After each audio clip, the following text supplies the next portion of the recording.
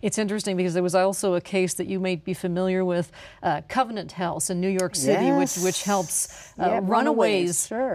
One person who was part of the program, rescued off the streets, claimed that the priest who was behind Covenant House had abused him, and his father wrote an apology to the New York Times saying, "My son is troubled, please forgive us for this." And it turned out that that priest had molested lots of people. And one of the other gifts from these new ways of looking at child sex abuse and child abuse in general is when we see a troubled child, to stop asking the question, what's wrong with him, and start asking the question, what happened to him, right? And that's kind of the current way that we're encouraging psychologists and people working with young people, instead of looking at a kid and saying he's troubled and say what's wrong, it's what happened. Because you don't Good question, what happened? Yes, you don't become troubled. I mean, yes, there's the rare case where there's kind of a physiologic something, right?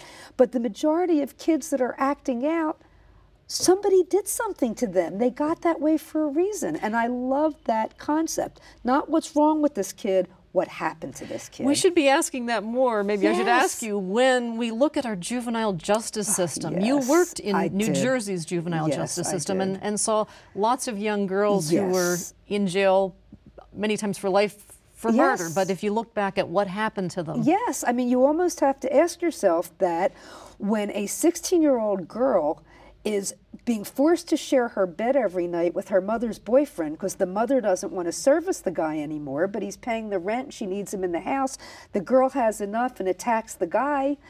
Some of us would give a girl a medal for attacking a rapist, right? But no, this girl ends up in jail because her attack ended up in the man's death. What happened to kids that make them act this way? We have to keep asking that question.